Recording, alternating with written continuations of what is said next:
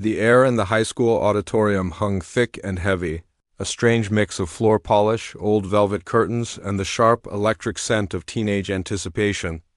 It was the night of the annual talent showcase, the one event of the year where jocks, geeks, artists, and everyone in between shared the same stage, if only for a few minutes.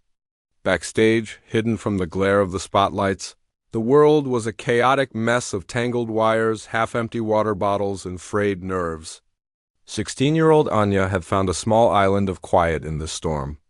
She sat on a hard wooden chair that had probably been in this school since her parents were students, her back straight, her hands folded neatly in her lap. She wasn't fidgeting or pacing like some of the others. Her stillness was her armor. Anya was an observer. She always had been. While other kids her age were lost in a noisy sea of gossip and social plans, she was often found on the sidelines, quietly taking it all in. Her world wasn't in the crowded hallways or the loud cafeteria. It was in the controlled, beautiful universe of 88 black and white keys. She reached into her worn canvas bag and pulled out a folder. Inside, protected by plastic sheets, was her sheet music. The pages were soft and dog-eared from months of use, the corners curled from being held by anxious, sweaty fingers. It wasn't a popular song. There was no catchy chorus or familiar beat that would get the crowd clapping along. It was an etude, a study piece by a composer whose name most of her classmates would struggle to pronounce. It was a piece of music that was technically demanding, a labyrinth of complex chords and lightning-fast runs. But for Anya, it was more than just a collection of difficult notes. It was a story. It was a conversation she had been having with herself for months, a way to express all the feelings she could never quite put into words. From the stage, a muffled explosion of sound erupted. A rock band, 3 boys and a girl, was tearing through a high-energy cover of a popular rock anthem. The drummer was hitting the cymbals with such force that Anya could feel the vibration through the floorboards, up the legs of her chair, and into her bones. The lead singer, a boy named Rohan, was a senior, the kind of guy who seemed to glide through life with an effortless confidence. He had a loud voice, a quick smile, and a circle of friends who hung on his every word. Anya knew of him, of course. Everyone did. He was the captain of the soccer team, the life of every party, the guy who seemed to have it all figured out. She, on the other hand, was a ghost in the hallways, a name on a class roster, easily overlooked. And she preferred it that way, mostly. The band song ended with a final, crashing chord, and the auditorium erupted in a roar of applause and whistles. The sound was so loud it was almost physical. Anya could hear the stomping of feet, the cheers for an encore. A moment later, the side door to the backstage area burst open and Rohan and his bandmates stumbled through, flushed with success and adrenaline. They were a whirlwind of noise and energy. Rohan was high-fiving his friends, his laughter booming and echoing in the cramped space. A girl with bright pink hair, the band's bassist, was jumping up and down, still buzzing from the performance. They were all talking at once, reliving their favorite moments of the song, completely oblivious to the quiet girl sitting just a few feet away. Anya shrank back into her chair, hoping to become even more invisible. She pulled her folder closer to her chest, as if it were a shield. She watched them out of the corner of her eye, a familiar feeling settling in her stomach. It wasn't jealousy, not exactly. It was more like a sense of being from 2 different worlds. Their world was loud and bright and immediate. Hers was quiet and introspective and built over time, note by note. She wondered what it would feel like to have that kind of easy confidence, to walk into a room and have everyone's attention without even trying. She imagined the thrill of hearing a crowd cheer for you like that, a pure, uncomplicated joy. But then she looked down at her sheet music, at the intricate, elegant notes printed on the page. Her joy was different. It was private, a secret she shared only with the piano. It was the feeling of her fingers finally finding the right sequence after 100 failed attempts, the satisfaction of a perfectly phrased melody, the way a beautiful chord could resonate in her chest and make her feel like she was a part of something bigger than herself. Rohan's group started to settle down, grabbing their backpacks and jackets. Their laughter subsided into a loud, chatty hum. As they turned to leave, Rohan's eyes swept across the backstage area. For a brief moment, his gaze landed on Anya. He didn't say anything. He just looked at her, sitting there with her serious face and her folder of old music. A flicker of something crossed his face. Curiosity? Pity? Annoyance? It was too quick to tell. Then he looked away, his attention already back on his friends. And they were gone, the door swinging shut behind them and leaving a sudden, ringing silence in their wake. Anya let out a breath she didn't realize she had been holding. The brief, silent interaction had left her feeling more exposed than any loud noise could. She knew what he saw. He saw the quiet, weird girl who always sat by herself in the lunchroom. He saw someone who was not part of his world. And in a way he was right. But as she sat there, alone again in the quiet, she felt a small spark of determination. She didn't need his approval or anyone else's. She had her music. And tonight, for a few minutes, she was going to share her world with them. She didn't need them to understand it, she just needed them to hear it. And now, for our next performance, a voice crackled over the old speaker system, we have a very special treat. Please welcome to the stage, Anya Sharma, performing Etude in G-sharp minor. The name echoed in the small space, Anya. It sounded strange and formal coming from the announcer. She took one last, deep breath, the air tasting of dust and old wood. She stood up, her legs feeling a little shaky, and walked toward the heavy velvet curtain that separated the quiet backstage from the bright, waiting stage. The low murmur of the crowd was just on the other side, a living, breathing beast of hundreds of people. She could feel the heat from the spotlights already warming her skin. It was time. The announcer's voice, calm and professional, cut through the low hum of the crowd. And now, for our next performance, we have a very special treat. Please welcome to the stage Anya Sharma, performing Etude in G-sharp minor. The name hung in the air for a moment, unfamiliar to most. A polite, scattered applause rippled through the auditorium, the kind of applause that's more out of duty than excitement. It was the sound of hundreds of people settling in for what they expected to be a polite but probably boring intermission. Backstage, the name felt like a starting gun. Anya took one last, deep breath, the air tasting of dust and old wood. She stood up, her legs feeling a little shaky, and walked toward the heavy velvet curtain that separated the quiet backstage from the bright, waiting stage. A stagehand, a man with a kind face and a headset, gave her a small, encouraging nod and pulled the rope. The curtain parted, and Anya stepped through. The transition was like walking from a dim, quiet room into the center of the sun. The spotlights hit her with a physical force, a wall of heat and brilliance that made her flinch instinctively. For a second, she was completely blind, her eyes struggling to adjust. All she could see was a dizzying sea of shapes and shadows beyond the glare. The low murmur of the crowd was no longer a distant hum. It was a living, breathing sound, a wave of whispers, coughs, and rustling programs. It felt like she was standing at the edge of an ocean, and the water was about to crash over her. She forced her feet to move, one step at a time. The polished wooden floor of the stage felt slick under her shoes, and she was terrified of slipping. The grand piano stood at the center of the stage, about 20 feet away. It had never looked so big, so imposing. It was a gleaming black monster, its lid propped open like a mouth, waiting to either sing or swallow her whole. The walk felt like it took forever. With each step, she could feel hundreds of pairs of eyes on her. She imagined what they were thinking. Who is this girl? She looked so nervous. I bet this is going to be slow. She fought the urge to look down, to run back to the safety of the curtain. Instead, she kept her eyes fixed on the piano, on the one familiar thing in this terrifying, bright world dot in the third row. Rohan was still riding the high of his performance. He leaned back in his seat, his arm draped casually over the shoulder of his friend Vikram. They were reliving their set, laughing about a moment where the drummer had almost dropped a stick. Did you see Mrs. Davison's face? Rohan whispered, grinning. She hated it. It was awesome. Priya, the bassist with the bright pink hair, leaned in from the other side. My ears are still ringing, she said, but she was smiling. They were a unit, a small island of loud, confident energy in the sea of the audience. Then Rohan noticed the girl walking on stage. He recognized her from that brief moment backstage, the quiet one with the serious face and the folder of old music.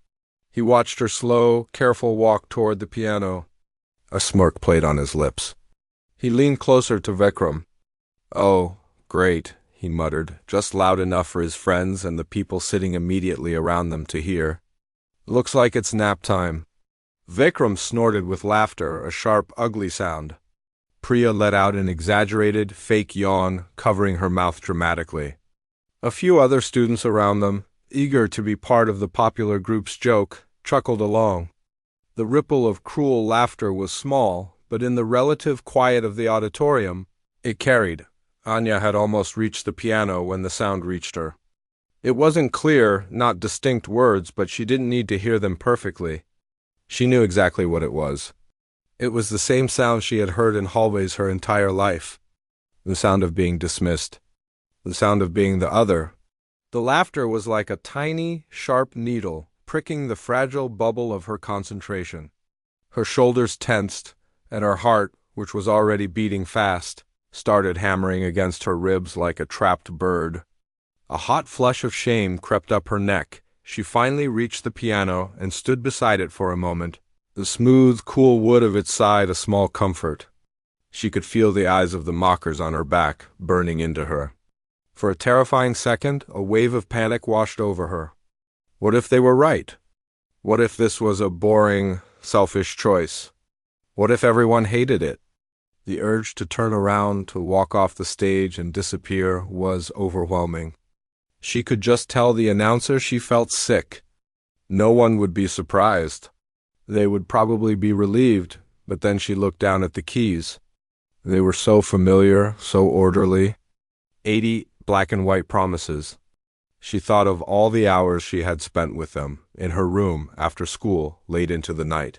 She thought of the frustration when a passage was too difficult, the joy when she finally got it right. This piece wasn't for them.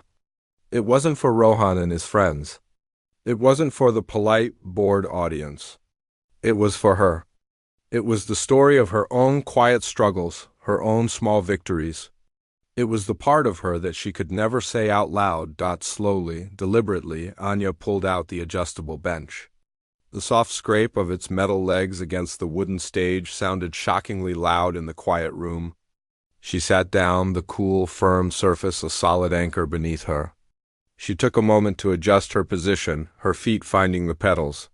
Her hands, which had been clenched into fists at her sides, slowly uncurled.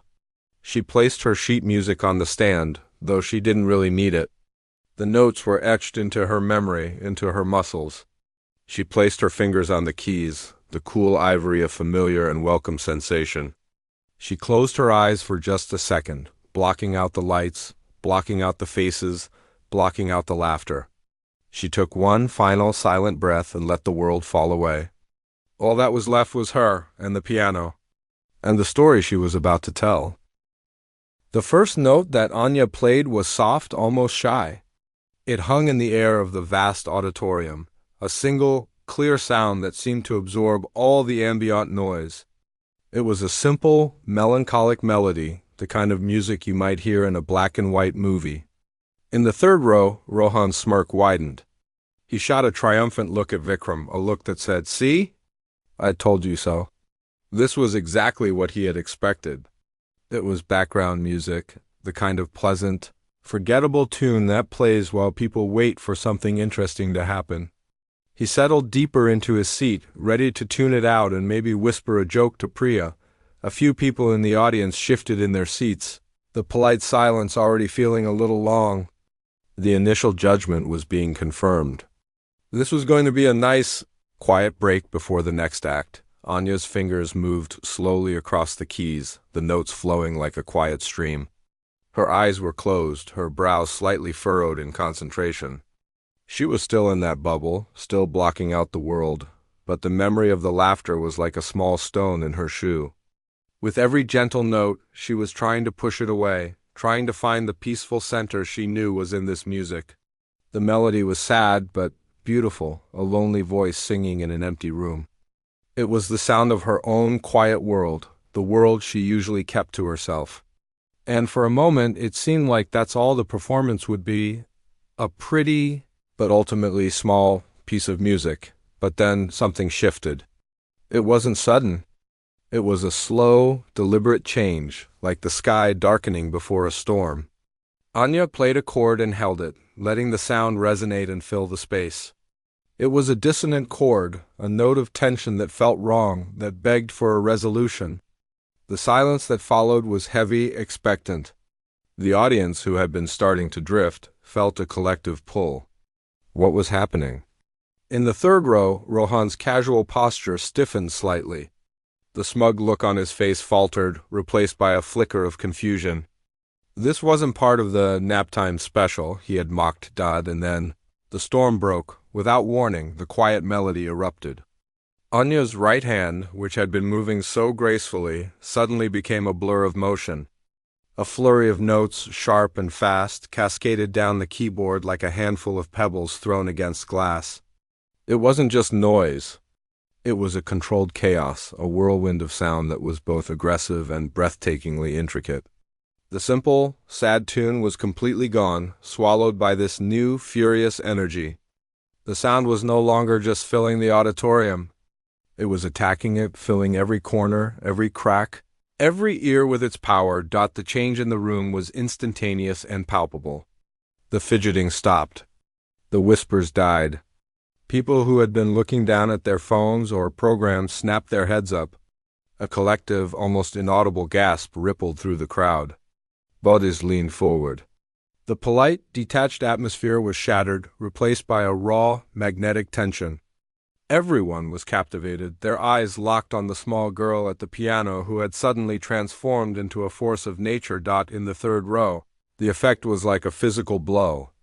Rohan's smirk was gone, wiped from his face as if it had never been there. His jaw went slack. He stared at the stage, his mind struggling to connect the quiet girl he had mocked with the powerful musician creating this incredible sound. Vikram, who had been snickering just moments before, was now staring with his mouth slightly open, his face a mask of pure disbelief. The laughter had died in his throat, replaced by a stunned silence. Priya's exaggerated yawn had turned into a genuine gape of astonishment, her bright pink hair seeming to dull in comparison to the vibrant energy exploding from the stage. They looked at each other, their eyes wide with shock, and for the first time that night, they had nothing to say. The joke was on them, and it wasn't funny at all. Anya was completely lost in the music now. Her body swayed with the rhythm, her head tilted back as if in a trance. She was no longer just playing the notes on the page. She was channeling something deep and powerful, something that had been building up inside her for years. Her left hand had joined the storm, pounding out deep, thundering chords that provided a dramatic, rumbling foundation for the lightning-fast runs of her right hand. The music was a conversation, an argument, a battle. The high notes cried out in a desperate, soaring plea, while the low notes answered with a stern, powerful force. It was the sound of a struggle, a fight against being overlooked, a fight to be heard. It was the sound of her frustration, her anger, and her unyielding passion, all pouring out of her in a torrent of pure, unadulterated emotion. The entire audience was under her spell. Teachers who had been grading papers in the back put their pens down. The principal, who had been making his rounds, stopped dead in his tracks, his eyes fixed on the stage. Students who didn't know the first thing about classical music were mesmerized, drawn in by the raw power and the sheer, undeniable talent on display. The music told a story that everyone could understand, a story of a quiet voice that had found a way to roar. For Rohan, the experience was a form of torture. He felt the eyes of the people around him, not on the stage, but flickering toward him with quiet judgment. He remembered his loud, arrogant whisper, "Looks like it's nap time." The words echoed in his head, each one a fresh wave of shame. He saw the faces of his teachers, the ones he respected, completely enthralled by the performance. He saw the girl he had so cruelly dismissed, her face transformed with a fierce, beautiful concentration he had never seen in anyone before. He had wanted to be the center of attention, to be the cool guy who knew what was worth watching. And now he was the center of attention, but as the fool, the ignorant bully who had tried to mock something he couldn't even begin to understand. The regret that washed over him was immediate and overwhelming. He and his friends seemed to shrink in their seats, their loud confidence replaced by a heavy, suffocating silence. They were trapped, forced to watch the incredible talent they had so publicly and so wrongly mocked, a lesson in humility delivered not with words, but with the undeniable, soaring power of a piano. The music had reached a point of no return. It was no longer just a performance. It was a living, breathing entity that had taken over the entire auditorium. Anya's fingers danced across the keys with a speed and precision that seemed almost impossible, a blur of motion creating a tapestry of sounds so rich and complex it felt like it had its own heartbeat. The piece told a story of a great battle, of a struggle against overwhelming odds. The high, piercing notes were cries of desperation, while the deep, resonant chords were the sound of an unyielding, powerful force pushing back. It was the sound of a storm, a wildfire, a tidal wave, all contained within the body of one grand piano and one small girl. In the third row, Rohan was trapped. The sound washed over him, not as music, but as a physical force. It pressed in on him from all sides, filling his ears, his chest, his very bones. He couldn't escape it. Every note was a reminder of his own arrogance, his own ignorance. He stared at the stage, at the girl he had so casually dismissed, and he felt a feeling so foreign and uncomfortable it took him a moment to identify it. It was shame. A deep, burning shame that started in the pit of his stomach and spread like a fire through his chest, up his neck and into his face. He could feel his cheeks getting hot, a telltale blush that he was powerless to stop. He was grateful for the dim lighting of the auditorium. Hoping no one could see his humiliation, his mind replayed the moment backstage. The smug whisper, "Oh great, looks like it's nap time." The words, which had seemed so clever and funny at the time, now echoed in his head with a sickening cringe. He remembered Vikram's snort of laughter, Priya's exaggerated yawn. They had been a pack, a unit of cool, confident kids looking down on someone they didn't understand. Now that unity felt like a liability. He could feel Vikram sitting stiffly beside him, no longer leaning back in his casual, confident pose.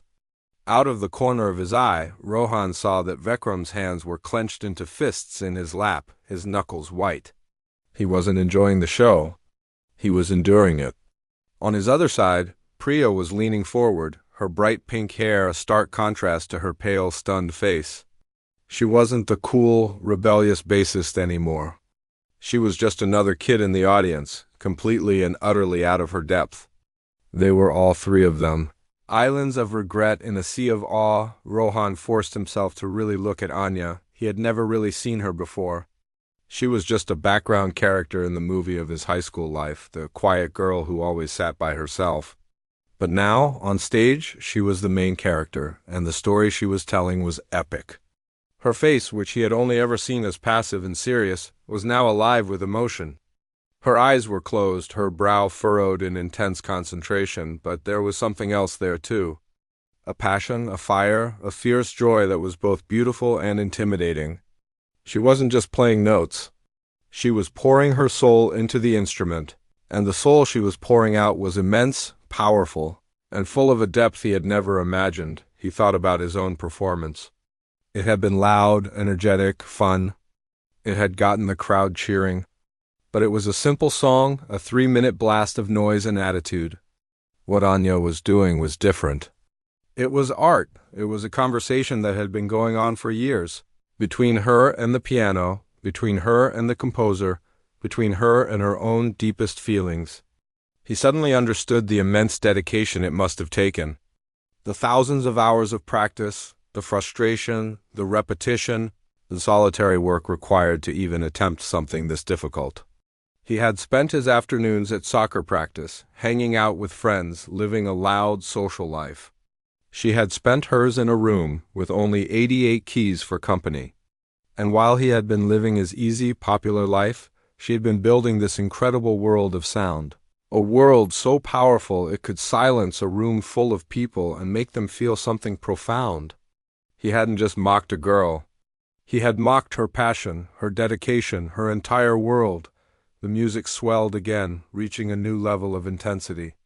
A series of thundering, dramatic chords filled the air, each one feeling like a direct accusation aimed at Rohan. He flinched with everyone. He looked around the auditorium at the faces in the crowd. They were all captivated. He saw his English teacher, Mrs. Davison, a woman who was usually very hard to impress, leaning forward in her seat with a look of pure wonder on her face. He saw the school principal, a man who always seemed so serious and distant, with a small, proud smile playing on his lips. He saw other students, kids from all different social groups, all staring at the stage with the same expression of rapt attention. No one was bored. No one was sleeping. They were all witnessing something special, something they would talk about tomorrow. And he, Rohan, the guy who was supposed to be on top of everything, was the only one who had been foolish enough to miss it.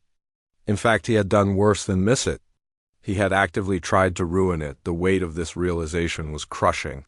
He had always defined himself by his social status, by his ability to make people laugh, by his confidence.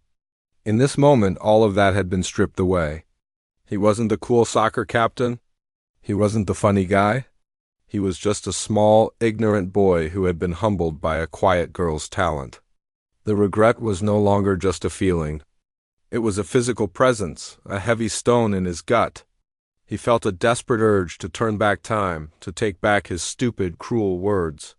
He wanted to sink into his seat, to disappear through the floor, to be anywhere but in that auditorium. Forced to confront the magnitude of his own foolishness, the music began to build towards its final crescendo. The tempo quickened, the notes becoming even more frantic and desperate. It was the last climactic battle of the story the music was telling. And for Rohan, it was the soundtrack to his own undoing. He was no longer just a member of the audience. He was a part of the performance, the villain in Anya's story of triumph. And as the music soared to its peak, he sat there, frozen in his seat, a prisoner of his own regret, waiting for the final, crushing chord that would seal his fate. The music had reached its final, desperate peak. It was a whirlwind of sound, a frantic, beautiful battle that seemed to be tearing at the very fabric of the air. Anya's body was in motion, swaying and leaning into the piano, her fingers flying across the keys with a speed that defied belief. It was the climax of the story, the moment where the hero faces their greatest challenge and gives everything they have. The entire auditorium was holding its breath, every single person pulled into the vortex of her performance. In the third, Rohan was no longer just a boy in a seat. He was a prisoner, and the music was his warden. Each thundering chord was a hammer blow to his conscience, each soaring run of notes a testament to the world of beauty he had so arrogantly tried to mock. Then it happened. Anya's hands, which had been a blur of frantic energy, came down one last time. They struck the keys with a force that seemed to come from her entire body. A single, massive chord erupted from the piano, a sound so full and powerful it didn't just fill the room. It seemed to shake the very foundations of the auditorium. It was a sound of victory, of release, of a struggle finally won, and she held it. The note hung in the air, resonating, vibrating through the floorboards, through the seats, into the chests of everyone present. It was a moment frozen in time. A single, perfect sound that contained all the emotion of the piece that had come before it. Then silence. It wasn't an empty silence. It was a heavy, full, profound silence. It was the silence of 1,000 people who had just witnessed something extraordinary and were struggling to process it. No one moved, no one spoke. Breaths that had been held were let out in slow, quiet whooshes. For 3 long seconds, the only sound in the vast room was the faint, dying vibration of the final piano note, a ghost of the power that had just been unleashed. In that silence, there was no judgment, no mockery, no social hierarchy. There was only a shared, universal sense of awe. For Anya, the silence was a slow, gentle pull back to reality. She had been in a different place, a world of pure sound and emotion. As the last note faded, she felt herself returning to her body, to the hard bench, to the bright lights. Her eyes, which had been closed for most of the performance, fluttered open. For a moment they looked dazed, confused, as if she were waking from a dream. She saw the rows of faces, all staring at her, their expressions unreadable in the bright glare. A flicker of the old anxiety returned. Had it been too much? Had they hated it? And then the dam broke. From the back of the auditorium, a single person began to clap. It was an older man, a music teacher from a neighboring school who was in the audience. It was a slow, deliberate clap, full of respect. Another person joined in. Then another. Suddenly, a student in the front row jumped to his feet and started cheering. The movement was like a spark in a dry forest. It spread instantly, uncontrollably. The silence was shattered by a roar. It wasn't just polite applause. It was a deafening, thunderous wave of sound that shook the building.